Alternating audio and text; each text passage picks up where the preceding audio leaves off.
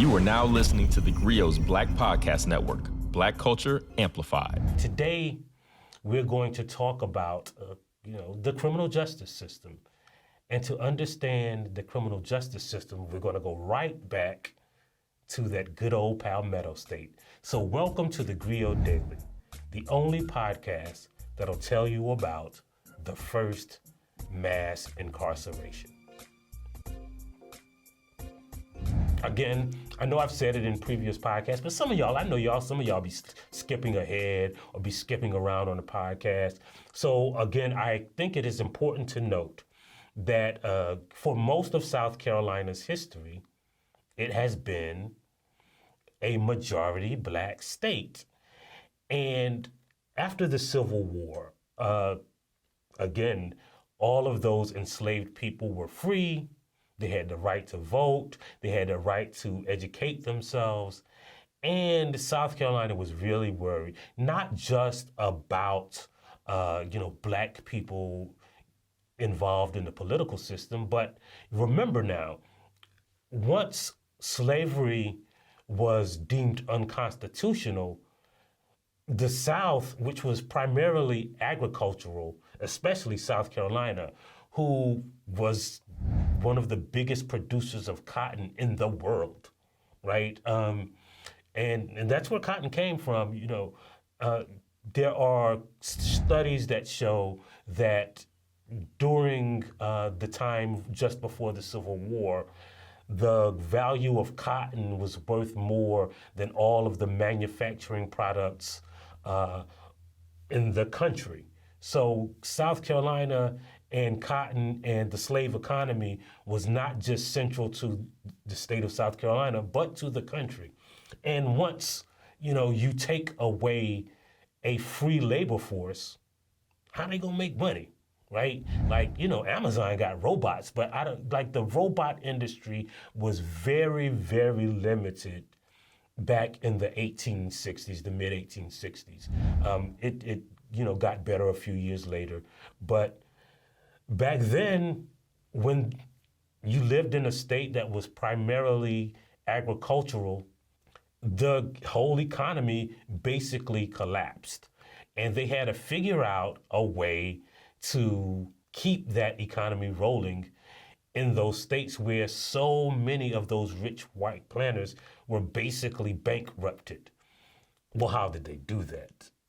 Well, first, when we talk about the idea of that 40 acres and a mule, that general order that supposedly gave black people 40 acres and a mule. And in South Carolina, there were actual black people who got their 40 acres and didn't turn it back in or redeem it.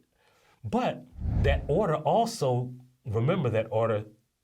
said that, hey, we want the black people to stay on those plantations and work, and we'll make sure they pay you. Same is true for the executive order. It wasn't an executive order. It was a military order that created what we call now Juneteenth in Galveston. That order also said, stay where you are and work. Well, black people ain't falling for that, right? And I can't imagine how hard it was for those white people, because I bet you, first of all, the cookout after slavery ended, I bet you that was one of the greatest parts. I bet you they were cooking all night, frying chicken for that cookout. But a lot of those people were like, man, forget that. Because when we think about plantations, we think about people who were picking cotton, who were, laborers who were plowing the fields. But we have to remember that those entire plantations didn't just run off black labor, they ran off black intellect.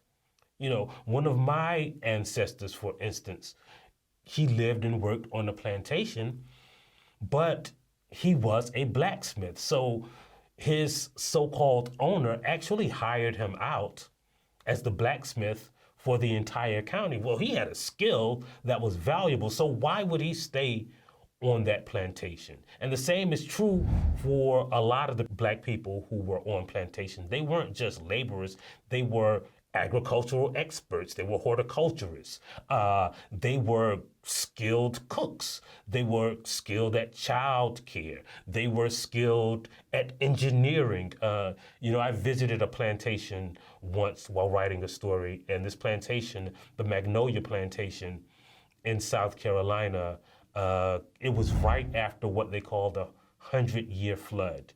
And I asked them, how did this plantation at the nexus of a river and the Atlantic Ocean survive that 100-year flood? And they said, well, the enslaved people who worked here, they created this system of dams and levees that allow us to flood the fields when the tide is really high, and then we can just let the water out when it gets back low. So it, kind of dams and prevents this plantation from flooding. Well, the people who built that way back 250 years ago were engineers. They weren't just laborers. Again, you don't think of slavery just in the context of labor. You have to think about the intellectual property that was stolen from those enslaved Africans too. Well, these people had all of these skills, and they were going to make their own money off of them now. They were going to hire themselves out to some of the smaller plantations. They were going to start their own farms, right? South Carolina had a bank, essentially. That black legislature created a bank that would buy the land off these impoverished former slave owners, and black people could borrow that money and pay it back over time. So many of them started their own farms. The Freedmen Bureau also gave loans. They created bank accounts. There was a Freedmen's Bank that created banks that black people could start their own businesses. They would cook for each other. Remember, Harriet Tubman, didn't earn money during the Civil War, even though she worked in the army. She sold pies to other black people to make money. So these people had skills, and they were going to try to find a way to make their own money. So what did South Carolina's legislature do when the white people got back in charge? Well, they created what they call black codes. And we know a little about the black codes. People talk about, the vagrancy laws, for instance, which made it illegal for people not to be working. It gave any white man the authority to arrest a black man. It forbade black people from refusing to work on their plantation farm. So you could be, creating your own business, but if your master said, well, he's being a vagrant, you were arrested. And it wasn't a judge that you would have to go in front of. A lot of the times, in South Carolina especially, these were just people out of the community who could deem you guilty. And that is what created South Carolina as the first state of mass incarceration. Now, those prisons that were built, a lot of them existed before the Civil War, to be fair. But before the Civil War, in the South, the predominant person, the average person who was in a prison, who was serving in prison, was white, male, or an ethnic European. In the state of Georgia, there were only 6 black people incarcerated in the entire state in 1860, right before the Civil War. But for some reason, because of these black codes, because of these vagrancy laws, because of these laws, and here's the important law, that made it illegal for a black person to learn a skill from another black person, they funneled all of those formerly enslaved people into the prison system. And it wasn't just out of animus, it wasn't just out of economic necessity. See, what South Carolina created was a for-profit prison system. See, not only would they send those black men to jail, but the prisons would lease out those black men to work on the plantations of those former slave owners. And in a state that had been decimated economically by the Civil War, they had found a cash cow, the mass incarceration system. And that's why many of those states who signed that 13th Amendment outlawing slavery insisted on that clause being included, except as a punishment for a crime. And that's how America created a mass incarceration system that was predominantly and disproportionately African American. They called it slavery by another name. And that's why it's important for us to remember that when left to our own devices, we will seek to create economic opportunity for ourselves. That's why it's important that you subscribe to this podcast, download, tell a friend, and download that theGrio streaming service, because we talk about stuff like this all the time, and that's why we always leave you with a famous black saying. And today's black saying is, if you can't do the time, then don't do the crime, unless you're black. And they'll figure out a way for you to do the time. If you liked what you heard, please give us a 5-star review, download the theGrio app, subscribe to the show, and share it with everyone you know. Please email all questions, suggestions, and compliments to podcasts@thegrio.com. You are now listening to theGrio's Black Podcast Network, Black Culture Amplified. I'm political scientist, author, and professor Dr. Christina Greer, and I'm host of the Blackest Questions on theGrio's Black Podcast Network. This person invented ranch dressing around 1950. Who are they? I have no idea. This all began as an exclusive Black History trivia party at my home in Harlem with family and friends. And they got so popular, it seemed only right to share the fun with our theGrio listeners. Each week, we invite a familiar face on the podcast to play.